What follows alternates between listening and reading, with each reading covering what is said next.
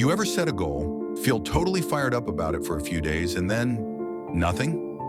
The excitement fades, and suddenly that goal seems harder and harder to reach. Well, today we're going to change how you approach your goals. We're going to talk about how to set goals in a way that's not just inspiring, but actually doable. So you're not just dreaming about the life you want, you're actively creating it. Stick with me for the next few minutes because we're about to dive into some practical, real-life strategies that can make all the difference. First off, let's talk about why goals matter. Setting a goal is like giving yourself a destination on a map. Without it, you're just wandering, hoping to stumble upon success.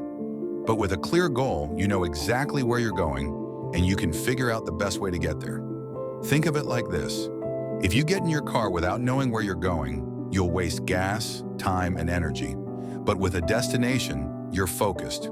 You know which turns to take, what routes to avoid. That's what goals do.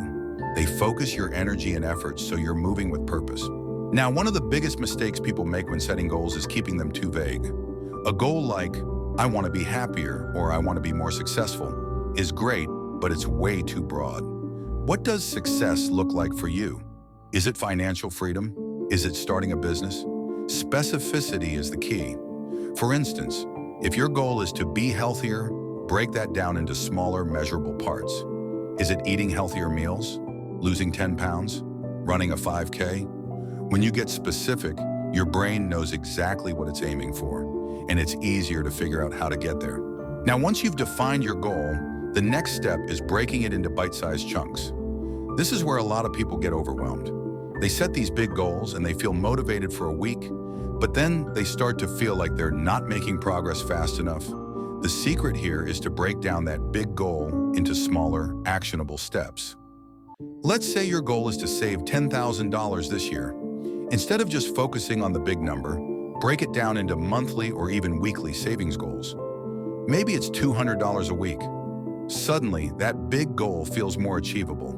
So what's a big goal you're working on right now? Comment below. I'd love to hear about it.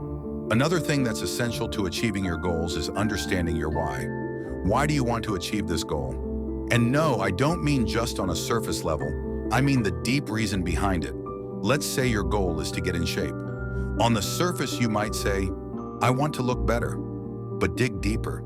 Maybe the real reason is you want to feel more confident, have more energy, or even live longer to be there for your loved ones. When you know your why, it gives you a sense of purpose that can carry you through the tough times when motivation alone isn't enough. All right, now that you've got a clear goal and you know your why, let's talk about accountability. Accountability is huge. It's one thing to set a goal in your head, but it's another thing to tell someone about it. Why? Because when you share your goal with someone else, it becomes real. You can no longer brush it off or forget about it when things get tough. Whether it's a friend, a family member, or even an online community, find someone who can keep you accountable. Personally, I've found that when I let someone in on my goal, I'm more likely to stick with it because I know they're going to check in on me. How about you? How do you hold yourself accountable? Let me know in the comments.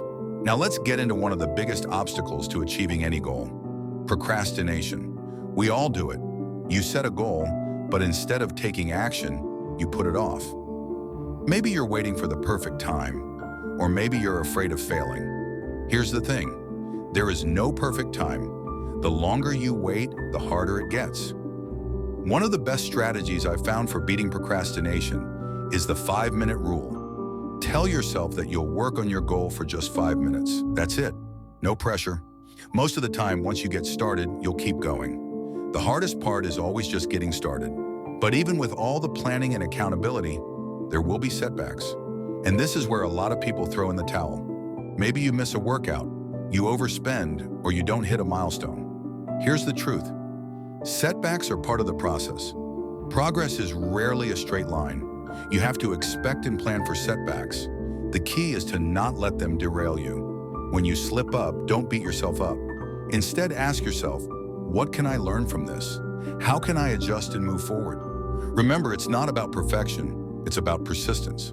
Lastly, let's talk about celebrating your wins.